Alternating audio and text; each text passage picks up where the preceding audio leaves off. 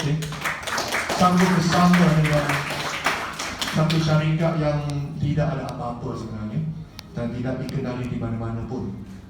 Dan syukur saya ucapkan sebab Datuk Jah lah salah seorang yang paling utama membinakan satu fenomena Sidu Joy, letusan yang luar biasa. Dan beliau lakukan apa ramai orang di luar sana tak tahu. Tapi saya yakin tim Datuk Jah di bawah Bisnes Jaya sangat tahu macam mana cara gila beliau kerja. Okay? Mulut dia gali guna traktor. Masalahnya dia traktor pun tak ada, dia gali guna tangan ni. Dan gali dia setiap hari. Saya mengikuti beliau secara tidak langsung. Saya tahu beliau selalu buat preview di rumah. Sampai dia pernah kata dia tak ada privacy lagi di rumah dia.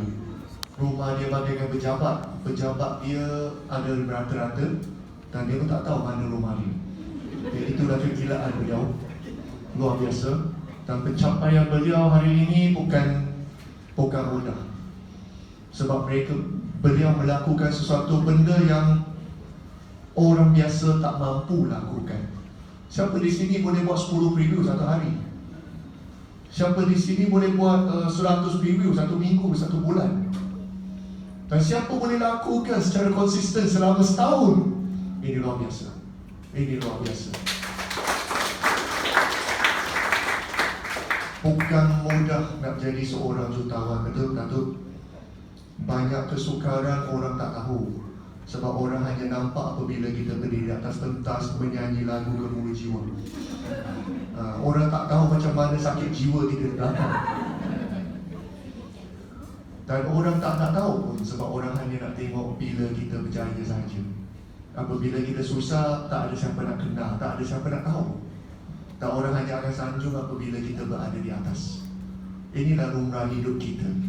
Tetapi sebenarnya yang betul-betul mengingatkan dia adalah kita semua selepas kita berjaya adalah kemanisan sepanjang perjuangan kita untuk berjaya, betul? Kalau kita tengok tadi, saya tak pandai cakap, saya tak erti, saya pun tak tahu nak cakap apa, saya terkejut dipanggil nak ke atas. Kan macam-macam mereka cakap kan, saya mula pun tak nak jual produk ni, saya pun tak pandai jual, saya pun tak pandai, saya pun tak erti. Macam-macam keluar kan dari kan. Padahal bila pegang mic setengah jam lagi boleh kan. Jadi setiap satu platinum direct yang naik tadi, saya yakin setiap orang ada kisah sendiri. Ada yang 70 lebih hari, ada yang 200 hari, ada yang 300 lebih hari. Tak kisah berapa hari capai, sepanjang perjuangan dia, sepanjang fight dia, ada kenangan yang indah, betul? Ada kenangan yang baik, betul? Cukup dah 2 minit nak cerita tadi? Tak cukup. Kadang-kadang tak terkata pun, hanya boleh ungkapkan terima kasih saja, betul? Itu yang sebenar. Dan kenangan tu kita simpan dalam hati kita, dalam ingatan kita. Dan bawalah kenangan tu sampai jadi Ruby Director, okey? 41 orang lagi ya. Tolaklah sikit-sikit akaun DJ tu, tak kira lah. Tolak sikit akaun Vice President ni kan, dekat ni tu ada 30 lebih orang mungkin. 30 lebih orang ni tahun depan jadi Ruby Director jadi 30 lebih orang lagi Ruby Director, okey? Tahun depan? Tahun depan tu bulan apa? Ha? Januari, okey? Dia janji tu bukan saya. September. Ha? September. Susu sejak saat tak cukup. Ada. Siapa tak target? Tahun depan Ruby Director, paling teruk, paling cikai. Cikai lah kan. Tapi kalau boleh saya nak tunggu seorang di bawah tim DJ, pintas DJ. Serius, saya rasa kalau ada seorang pintas DJ, dia orang paling gembira, betul? Serius. Tiba-tiba Diamond Director pertama, bukan DJ, Daulai DJ. Mana tahu tiba-tiba Datuk yang punya Teku. Kita tak tahu. Sebab tadi ada seorang PD cerita kan, saya terbakar sebab anak buah saya dulu naik PD kan. Ya, inilah sistem yang ada di BDC, sangat pelik, sangat unik. Sebenarnya maklumat semua Datuk Jah kalau nak kira dia level ke berapa ribu ke bawah.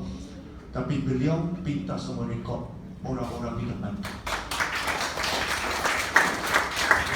Jadi sistem dalam TDC berbeza dengan sistem di luar sana. Siapa yang masuk awal, dia menang. Okay, jadilah ke awal tidak diguna pakai di TDC. Tak semesti jadi orang yang paling awal sebenarnya. Yang penting jadi orang yang paling gila seperti DJ. Okay, yang penting jadi orang yang paling usaha. Sebab di TDC kita tak tengok kualifikasi pendidikan kita. Tak guna orang master ada degree, tak boleh buat kerja, tak boleh buat kerja. Tak guna kita ada pengalaman 2000 tahun dalam perniagaan. Tapi kalau sampai di TDC, semua benda penggunaan kosong. Login masuk sistem, sales kosong, bonus kosong, semua benda kosong. Jadi kita ada satu fair fight, ada satu fair punya platform. Setiap orang penggunaan kosong, betul? Siapa di sini login masuk, today bonus ada 1000? Tak ada. Okay, semua benda jadi kosong. Tapi 2 hari lepas kemungkinan siapa ahli baru login tidak ada kosong lah. Ada satu wallet tu tiba-tiba ada beribu-ribu dalam tu. Kira maklumat semua 2 hari lepas pada malam Jumaat. Malam Jumaat lain macam bunyi. Okay, pada malam Jumaat kita lancarkan satu charity box. It's a donation box. Adalah satu inisiatif daripada company untuk menggalakkan setiap satu pengedar menyumbang sebahagian bonus kita kepada tabung charity. Dan untuk maklumat semua juga sebenarnya secara rasmi tapi secara tidak rasmi lagi lah. Okay, TDC akan menubuhkan satu yayasan kebajikan. Jadi fund di tabung itu kita akan mensalurkan melalui yayasan.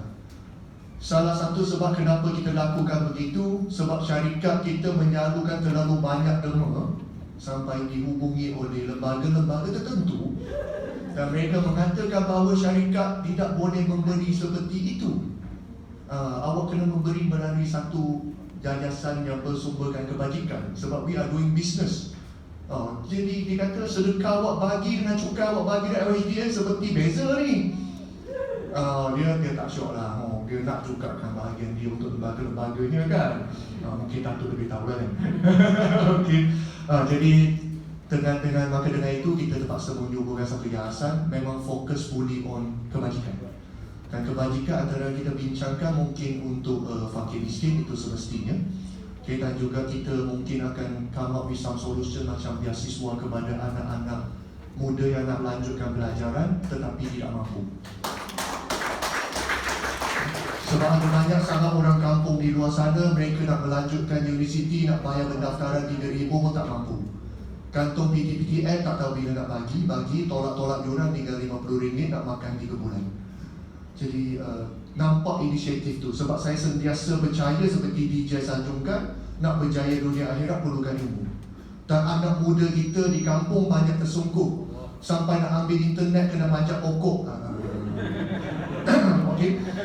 Dan kita nak cuba bantu mereka supaya mereka boleh dapat ilmu, boleh berjaya. Sebab saya sangat yakin dengan ilmu hidup kita berubah. Dengan datang ke SCDJ, datang ke BRTM, datang ke onboarding, kita ada ilmu, kita boleh berjaya tu lah. Kalau tak jadi PD lagi rasa yang Avengers semua tu kan. Kan. Bukan kena bakar hari-hari, kena baki hari-hari kan. Kena dilanggar traktor hari-hari kan. Traktor DJ bukan untuk kali, untuk langgar orang kan. Kena sindir kan, hari-hari share di Facebook, masak kan. Jadi itu antara inisiatif yang kita cuba lakukan. Tujuan saya mengasaskan syarikat ini tidak sangat sebenar untuk kayakan diri saya. Bagi siapa yang kenal saya secara rapat, kenal berjalan hidup saya, memanglah potong darah Kelantan, sebab saya belajar Universiti Malaysia Kelantan. Dan saya terpaksa menetap di Kelantan selepas saya memeluk Islam. Saya ada masalah keluarga saya sebab keluarga saya bukan Islam. Jadi bila saya memeluk Islam menyebabkan ada kecoh lah macam-macam. Perumpamaan dia nak senangkan sebab masa saya tak panjang. Ni dia cerita di surau pula nanti. Jadi pendek kata seperti kita ada anak, tiba-tiba anak balik, "Mak, ayah, saya sudah memeluk Buddha." Seorang Islam masuk Buddha. Apa yang akan berlaku di keluarga? Begitulah di hidup saya. Saya pernah mengalami 2 kali. Kali pertama apabila saya memeluk Kristian, kali kedua apabila saya memeluk Islam. Jadi saya mengalami 2 kali impak. Dan sebab itulah darah kerantannya keluar, saya tak boleh balik Ipoh. Saya orang Ipoh asal Perak. Tapi nak kecek ke lantai tu bayar juga. Terengganu tak pandai lah. Yang saya tahu Terengganu dia suka tambah G di belakang kan. Makan, jalan kan. Macam-macam kan. Jadi itulah kisah cerita saya secara umum. Dan fokus di TDC memang pertama seperti apa yang sharing di atas. Kita nak sihatkan orang lebih sihat. Melalui produk-produk kesihatan yang kita cuba untuk keluarkan yang boleh melawan harga pasaran. Bagi saya benda itu sangat penting.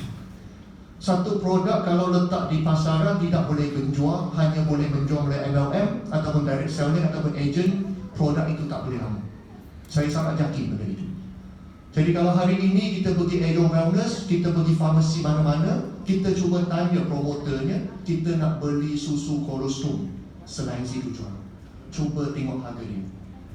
Dan di sini grup ni tak ada lagi, sebab baru setahun.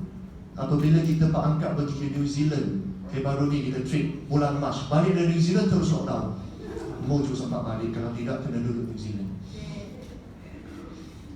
Kita pergi kedai, sengaja saya minta semua leader-leader dalam 40 orang follow pergi kedai-kedai farmasi mereka semasa ada waktu rehat, waktu bebas bergerak. Mereka pergi cari kolostrum milk apa harga di New Zealand. Ternyata bila mereka tengok harga sangat terkejut. Ya, sangat terkejut. Boleh Google, tak perlu percaya apa saya cakap. Boleh Google online, boleh tengok di Lazada, boleh tengok di Zalora, boleh Google sampai ke New Zealand pun. Satu tin susu kolostrum harganya berapa? Paling murah saya pernah jumpa RM190, RM150. Dan situ jual sekotak berapa? Jadi harga kita salah satu sebab kenapa orang boleh membeli situ jual sebab harga kita compatible with the market. Bagi saya benda itu sangat penting. Bagi saya benda itu sangat-sangat penting. Dan kedua, produk yang kita ada adalah sanitizer. Harga market price kita jual RM9. Kalau kita tengok yang ada lain logo halal, semestinya 9, 10, 8,5. Kalau tak percaya boleh Google. Yang ada license halal. Yang tak ada halal sebab kenapa tak ada halal? Satu, memang dia tak apply. Dia tak memohonkan halal. Kedua, dia tak dapat halal. Saya tak nak condemn orang lain, tapi itu dua. Satu, mungkin tak minta halal. Dia tak minta, mungkin dia memang sumber dia halal tapi dia tak mohon. Jadi tak mohon maksud tu tak ada lah. Kedua, dia memohon tapi dia reject. Dan kenapa kena reject? Biasa mereka ambil sumber alkohol ataupun etanol daripada kilang-kilang yang menjual arak. Sebab tu mereka takkan dapat halal. Dan bila mereka dapat sisa-sisa etanol daripada kilang arak itu, sumber mereka sangat murah, mereka kena free pun sebab memang itu bahan buangan daripada kilang arak. Jadi memang benda tu tak boleh minum kan. Sebab tu kenapa ada juga sanitizer yang sangat murah. Tak percaya saya boleh Google, tak perlu percaya saya. Jadi ini antara perjuangan kita untuk mendapatkan produk-produk sebegini yang boleh compete dengan market price. Dan kedua, komitmen kita ada dari segi marketing plan, kita bagi bonus harian. Siapa di sini tak pernah dapat sekali bonus? Saya tanya tak pernah. Saya yakin benar lah, semua nak pentas siapkan. Kalau tak pernah pelik sangat, macam mana boleh dapat partner kita kan? Jadi bonus kita setiap hari. Sebab atas dasar peribadi saya dan juga barisan staff saya tu, kerana bahagian akaun saya, kita tak nak tiba-tiba nauzubillah hari ini kita hari tak akhir kita. Jadi kita berhutang bonus sebulan dengan orang. Kita tak mahu. Dan saya sangat yakin sebagai usahawan, kita buat bisnes. Kalau kita buka kedai goreng pisang pun di tepi jalan, hari ini kita goreng siap pisang, kita jual. Tengah malam kita kira bayar upah bekerja. Lepas tu duit yang balance tu duit kita bergerak. Jadi esok dah boleh belanja. Betul? Dan saya nak cuba terapkan konsep yang sama dalam dunia MLM ni, dalam industri MLM ni. Sebab itu kita letak bonus harian. Pukul 12 tengah malam, account automatic closing, automatic withdrawal, automatic flirt di bank server. Dan keesokan hari, automatic akan masuk ke bank account setiap orang. Supaya kita boleh dapat terus serendah RM50. Idea saya mula-mula buat ni sangat gila. Saya pergi bincang dengan bank cakap saya gila. Dia kata macam mana nak buat, tak mungkin boleh buat benda-benda. Tak mungkin. Kita punya IT, kita punya sistem tak boleh support benda itu. Saya cuba approach pula orang-orang yang boleh buat apps. Macam-macam. Kita approach IT, kita approach programmer, kita approach, Alhamdulillah 2016 sepanjang 3 bulan saya cuba approach Bank Negara Malaysia, bank, semua bank dah tentulah sekali kata boleh. Sebenarnya bank kita ada satu enterprise account, kita boleh buat payroll system. Bagi siapa yang ada company mungkin dia tahu apa itu payroll system. Dan kita boleh guna payroll system tu untuk jadikan daily bonus. Cuma permulaan mereka tak boleh nak terapkan seperti apa kita mahu, jadi kita kena buat secara manual. Dan kita buat secara manual. Sehinggalah mereka berjaya adaptasikan kita punya benda, kita bagi satu API code, automatically dengan server kita boleh laksanakan daily bonus. Itu satu kejayaan lah, juga satu contoh sebenarnya. Dan dari situlah sebenarnya kita di-approach oleh Bank Negara sebenarnya. Okay, dan bahagian Sirin untuk lakukan penilaian patuh syariah. Jadi pada tahun 2017 lagi benda itu dilakukan. Tapi kita tak buat-buatkan sebab bagi saya selagi benda itu tak rasmi, kita tak nak jual. Dan Koperasi Angkasa salah satu yang terlibat dengan transaksi bank dengan bagi loan daripada cikgu ni, mereka tahu, jadi mereka datang menilai. Alhamdulillah setakat ni yang betul-betul sudah lulus adalah Koperasi Angkasa Patuh Syariah, yang seperti mana yang orang share di merata-rata. Dan kedua follow up soon will be Sirin MS Patuh Syariah. Dan seterusnya adalah satu audit daripada Ustaz Lariba, mungkin Lariba Agency dengan Ustaz Zahari dan Abdul Rahman dengan beberapa ustaz, mereka gabung untuk penilaian TDC sekarang. Kita dah 70% siap. Cuma ada benda-benda kecil, contoh kita perlukan lisen AJL. Okay, itu sebab syarat UZA memang sangat ketat. Salah satu perlukan lisen AJL. Dan lisen AJL kita sudah apply sebanyak hampir tak tahu lah 3 ke 4 kali. Okay, setiap kali bila kita apply mengalami masalah. Masalah apa? Bukan masalah TDC, bukan masalah saya. Masalah tukang kerajaan.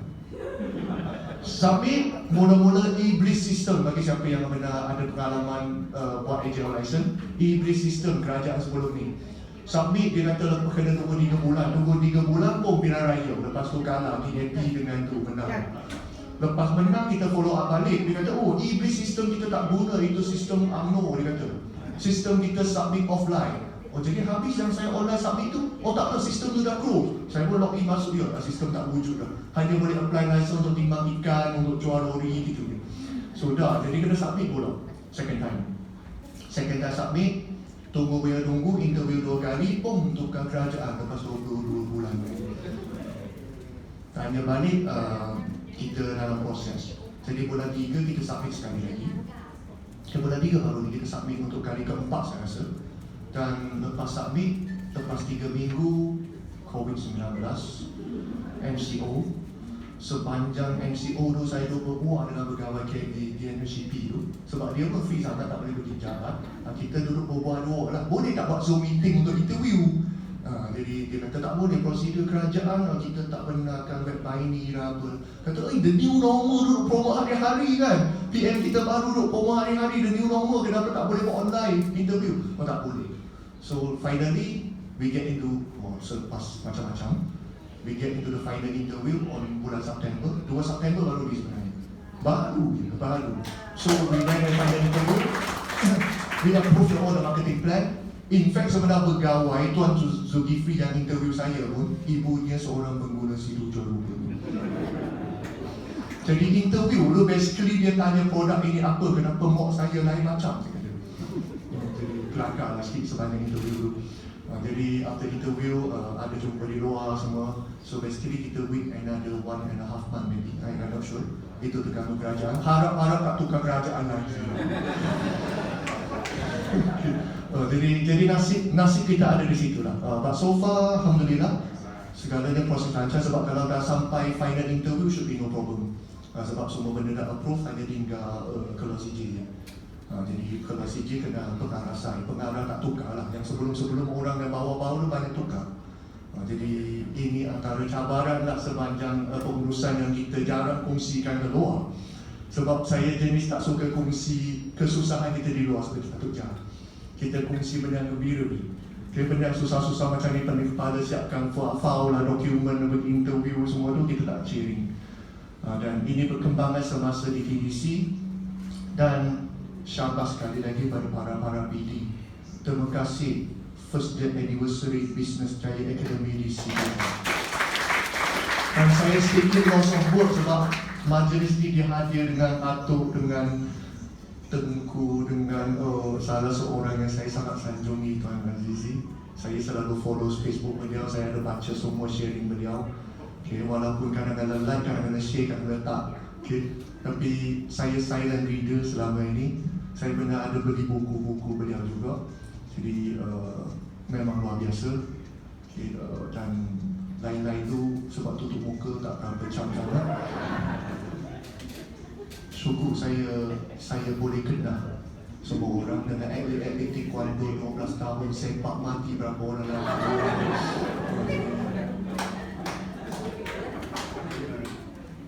Terima kasih sebab menyokong, terima kasih sebab percaya saya seorang anak muda yang tak tahu apa-apa. Serius, terima kasih.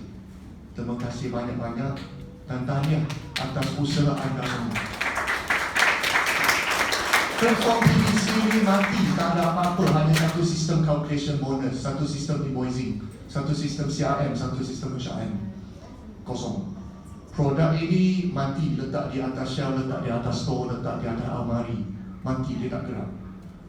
Okay. Semua menggerakkan sistem ni jadi keluar bonus, ada angka keluar, menjadikan situ join ni boleh sampai kepada seluruh Malaysia, sampai ke Brunei, sampai ke Singapura, jual lebih daripada 2.5 juta kotak setakat ini. Adalah setiap orang di depan saya yang menggerakkan benda yang mati. Dan saya pun tak mampu nak lakukan setiap apa yang tuan-tuan dan puan-puan lakukan. Saya tak mampu nak nyanyi lagu gemuruh atas pentas. Saya pandai nyanyi lagu negaraku. Saya tak mampu nak pergi kampung-kampung kan. Yang kata daripada kampung Kuala Selangor kan, tempat yang tu Kuala Selangor saya pernah pergi 2 kali dah. Itu pun sebab makan seafood sana sedap. Bila saya pergi, saya tengok, wah ini tempatnya, saya ingat Kelantan yang macam ni. Rupa-rupa Selangor ada tempat macam Kelantan. Jadi saya tak mampu lakukan seperti kalian lakukan. Sebab kalian ada sinilah yang menghidupkan DDC, yang menggerakkan seluruh. Terima kasih kepada semua sekali lagi. Assalamualaikum warahmatullahi wabarakatuh.